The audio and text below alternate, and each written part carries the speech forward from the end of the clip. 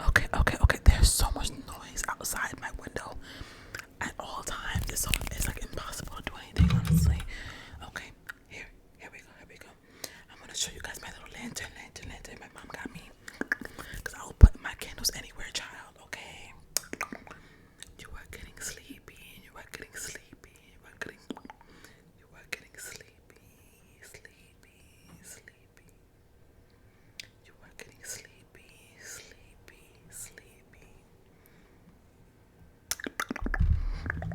Okay, the book I'm gonna be reading today is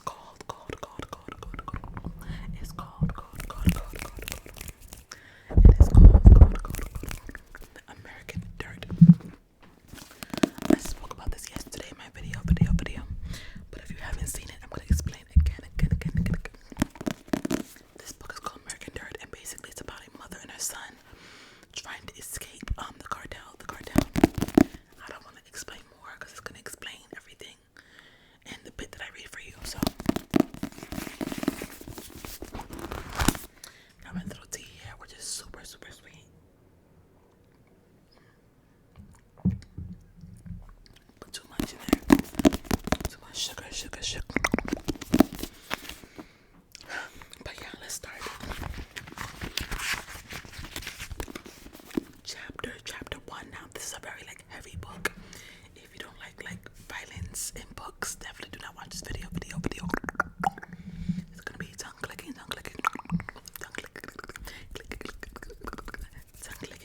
throughout. So be ready for that. Okay, chapter 1.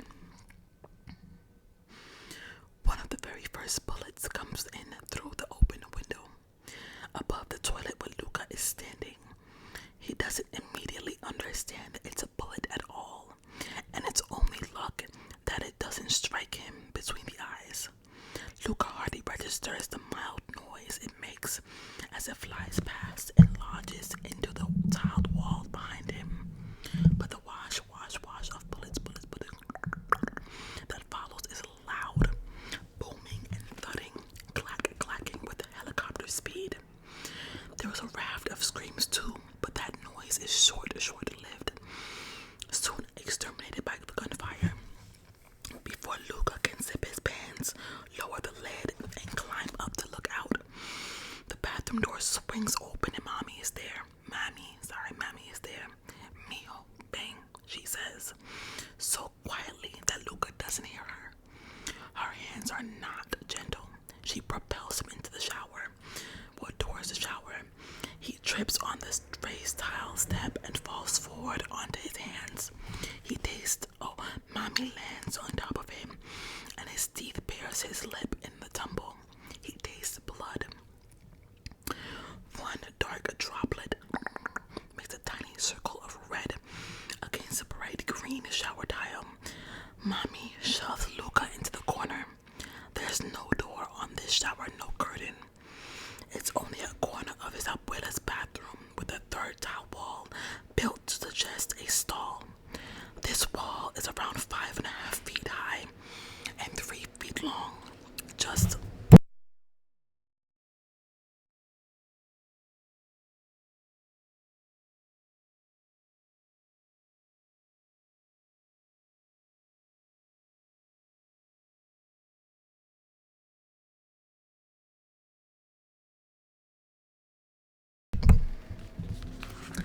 okay, yo, I said my window be booming, honey.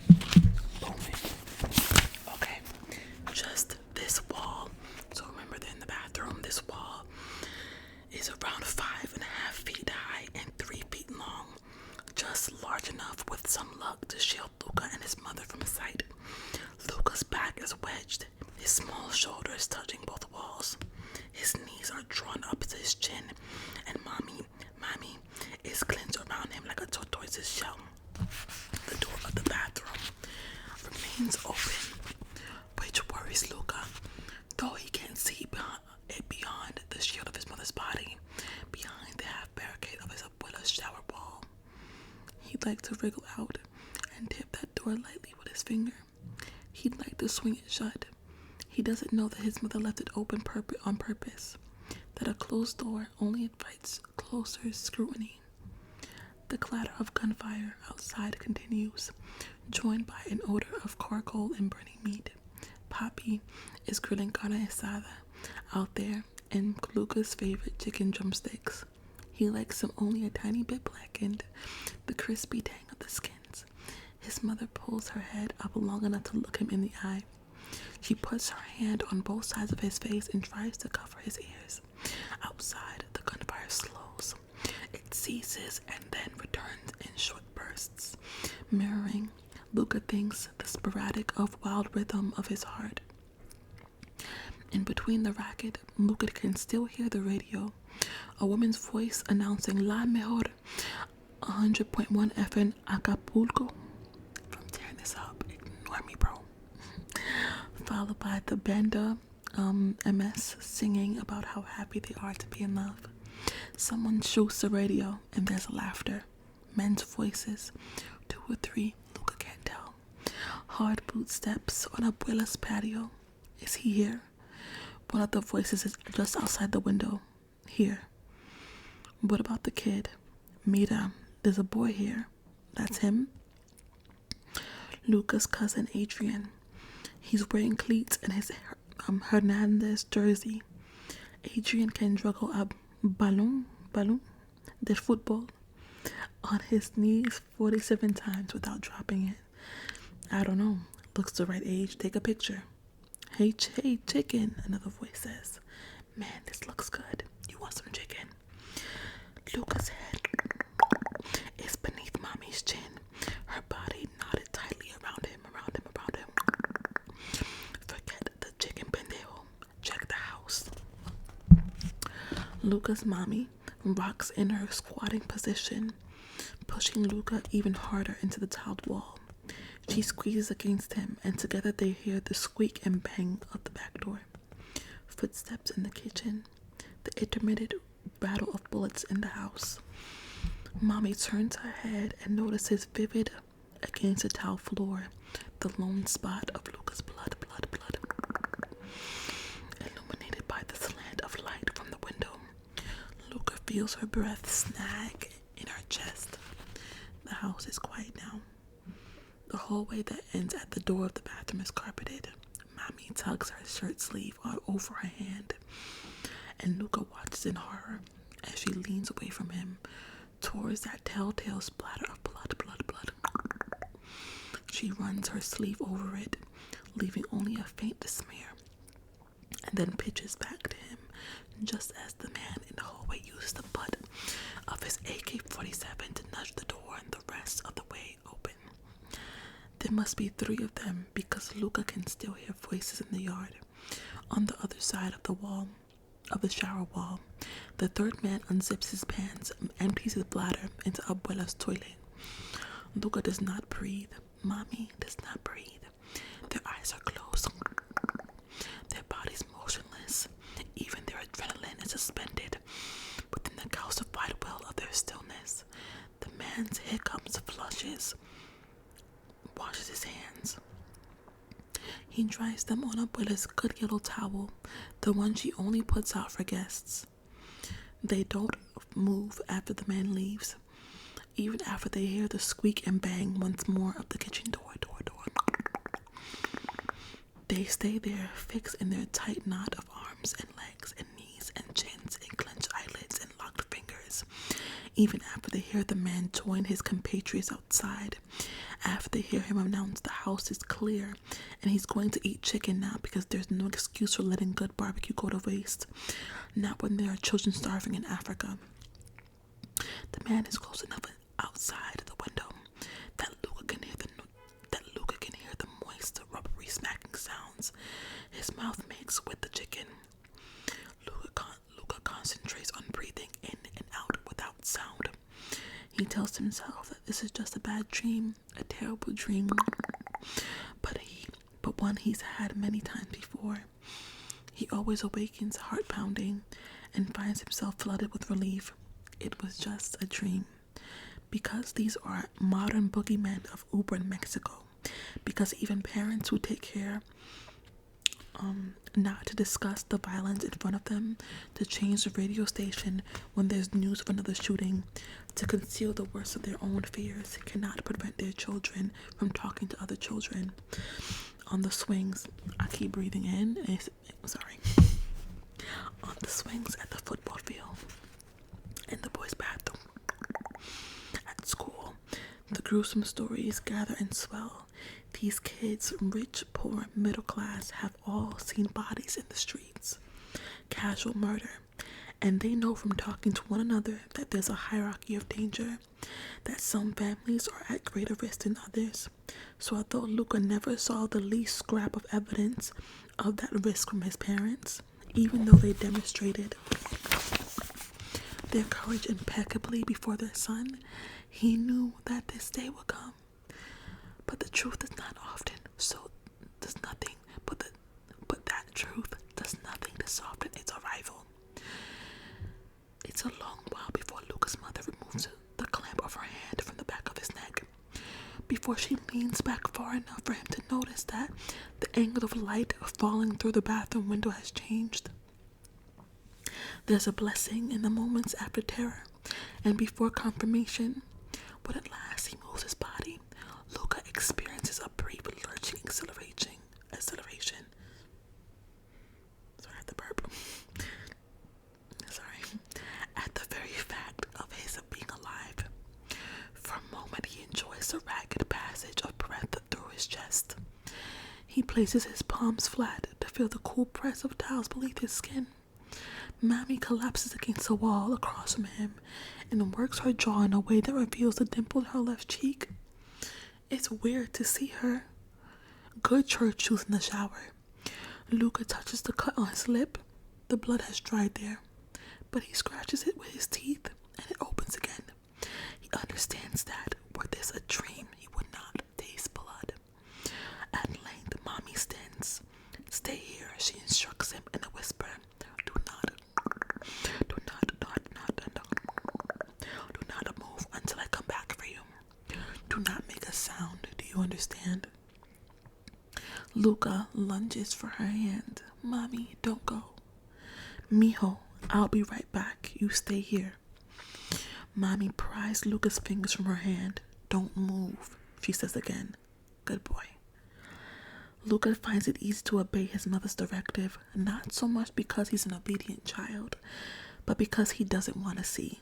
That was so relatable. You ever been in situations where like you were injured and it was something drastic and you really did not want to see I don't want to see that shit. That was relatable. Because he did not, but I mean it's not the same, but you know what I mean.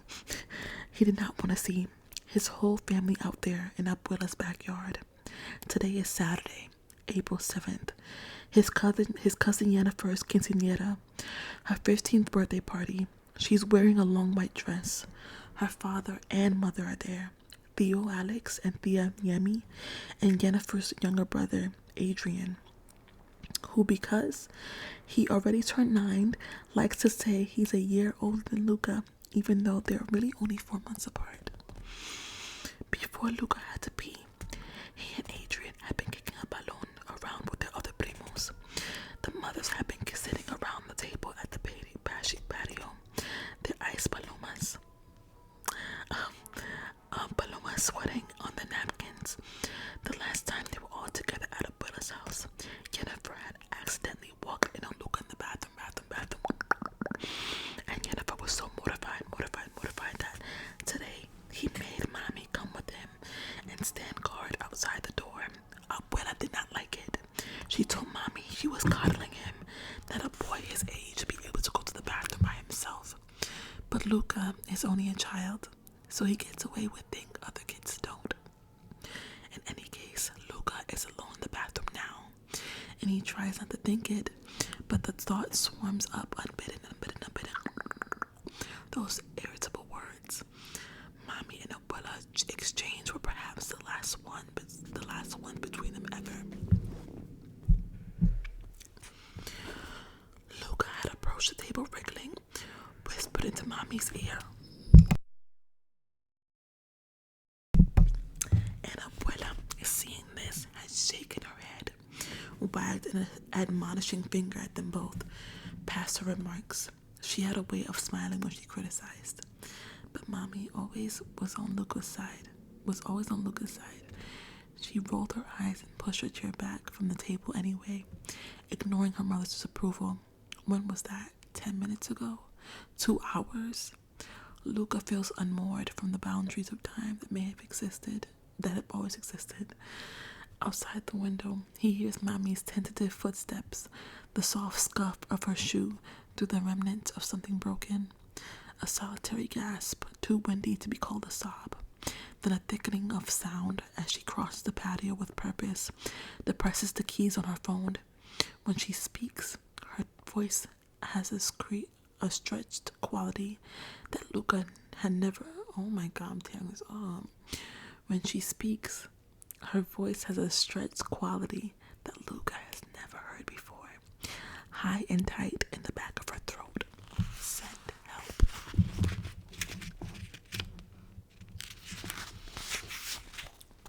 Okay. By the time Mommy returns to pull Luca from the shower, he's curled into a tight ball and rocking himself. She tells him to stand, but he shakes his head and rolls himself up even tighter, his body flapping with panicked reluctance. As long as he stays here in this shower with his face lowered into dark angles of his elbows, as long as he doesn't look Mommy in the face, he can put off knowing what he already knows. He can prolong the moment of irrational hope that maybe some sliver of yesterday's world is still intact. It might be better for him to go and look, to see the brilliant splatter of color on Yennefer's white dress, to see Adrian's eyes open to the sky, to see Abuela's gray hair matted with stuff that should never exist outside the neat encasement of a skull. It might be good, actually, for Luca to see the warm wreckage of his recent father, the spatula bent crooked beneath his fallen weight, his blood still leaching across the concrete patio, because none of it, however horrific, is worse than the images Luca would conjure instead with the radiance of his own imagination. When at last she gets in the stand, Mommy takes Luca out of the front door, which may or may not be the best idea. If Los Sicarios were to return, what would be worse? To be on the street in plain sight, or to be hidden inside, where no one might witness their arrival? An impossible question. Nothing is better or worse than anything else now. They walk across Abuela's tidy courtyard, and Mommy opens the gate. Together they sit on the yellow-painted curb with their feet on the street. The far side is in shade, but it's bright here, and the sun is hot against Luca's forehead. After some brief spell of minutes, they hear sirens approaching. Mommy, whose name is Lydia, becomes aware that her teeth is shattering. She's not cold. Her armpits are damp, and she has goosebumps across the flesh of her arms. Luca leans forward and retches once. He brings up a glob of potato salad, stained pink with fruit punch. It splats onto the asphalt between his feet, but he and his mother do not move away from it. They don't even seem to notice, nor do they move. They note the furtive rearrangement of curtains and blinds in the nearby windows, as the neighbors prepare their credible My gosh, they don't even seem to notice the vomit. Nor do they notice the furtive rearrangement of curtains and blinds in the nearby windows as the neighbors prepare their credible deniability. What Luca does notice is the walls that line his Abuela street. He's seen them countless times before, but today he perceives a difference. Each house there is fronted by a small courtyard like Abuela's, hidden from the street by a wall like Abuela's, topped with razor wire or chicken wire or spike fence posts like Abuela's, and accessible only through a lock gate like Abuela's. Acapulco is a dangerous city. The people take precautions here, even in nice neighborhoods like this one, especially in nice neighborhoods like this one. But what good are those protections when the men come? Luca leans his head against his mother's shoulder and she puts an arm around him. She doesn't ask if he's okay, because from now on, that question will carry a weight of painful absurdity. Lydia tries her best not to consider the many words that would never come out of her mouth now. The sudden monster of void of words she would never ever get to say. When they arrive, the police pull Yellow, escena del crimen, escena del crimen tape, basically the scene of a crime tape, child, across both ends of the block to discourage traffic and make room for the macabre motorcade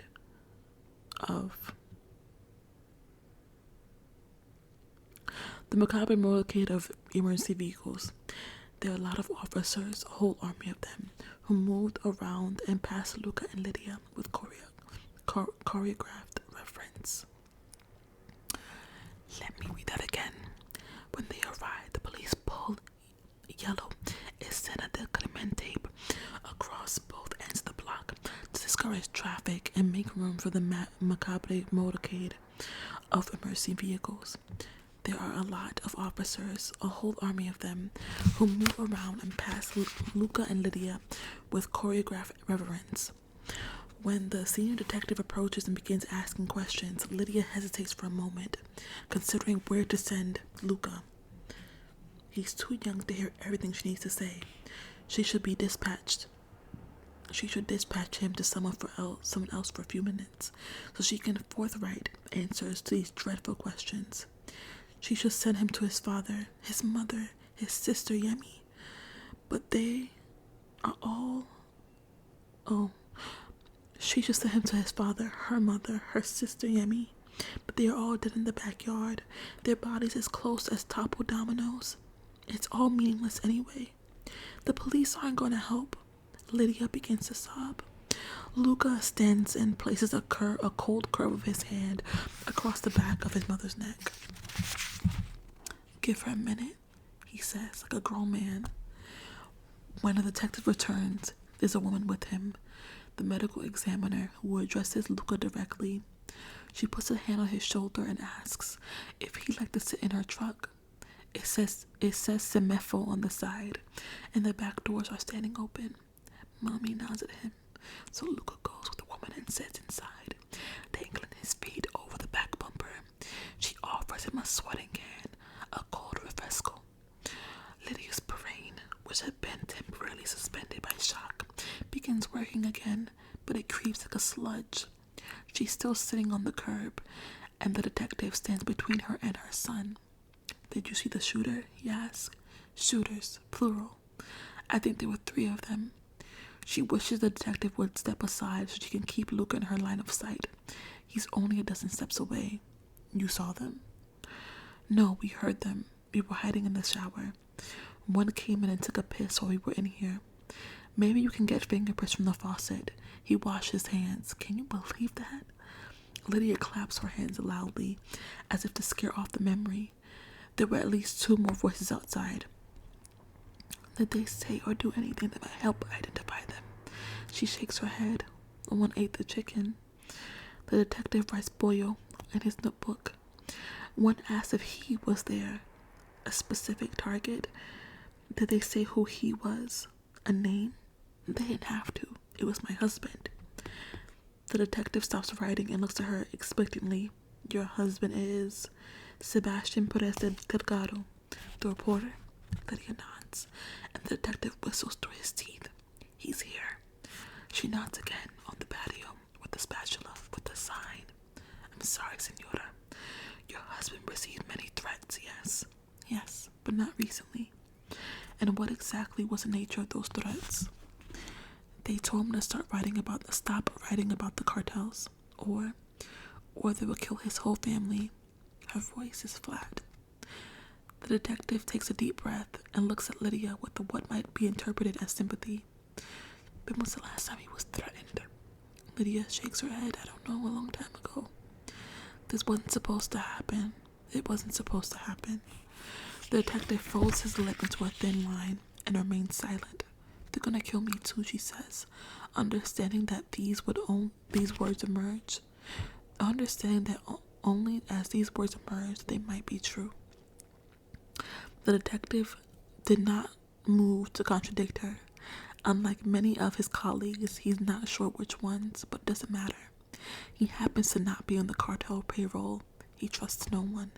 In fact, of the more than two dozen law enforcement and medical personnel moving around Abuela's home and patio this very moment, marking the locations of shell casings, examining footprints, analyzing blood splatter, taking pictures, checking for pulses, making the sign of the cross over the corpses of Lydia's family, 7 receive regular money from the local cartel. The illicit payment is 3 times more than what they would earn from the government. In fact, one has already texted El Jefe to report Lydia's and Luca's survival. The others do nothing, because that's precisely what the cartel pays them to do, to populate uniforms and perform the appearance of governance. Some of the personnel feel morally conflicted about this. Others do not. None of them have a choice anyway, so their feelings are largely immaterial. The unsolved crime rate in Mexico is well north of 90%. The custom existence of la policia provides its necessary counter-illusion to the fact of the cartel's actual impunity. Lydia knows this. Everyone knows this. She decides presently that she must get out of there. She stands up from her position on the curb and is surprised by the strength of her legs beneath her. The detective steps back to give her space. When he realizes I have survived, they will return. And then the memory comes back to her like a throb. One of the voices in the yard asking, "What about the kid?" Lydia's joints feels like water. He's going to murder my son. The detective says, "You know specifically who did this. Are you kidding me?" she asks. There's only one possible perpetrator for a bloodbath of this magnitude in Acapulco, and everyone knows who that man is. Javier Crespo Fuentes, her friend. Okay. I already tried this for 30 minutes, but this book is a good book. So if you want me to continue,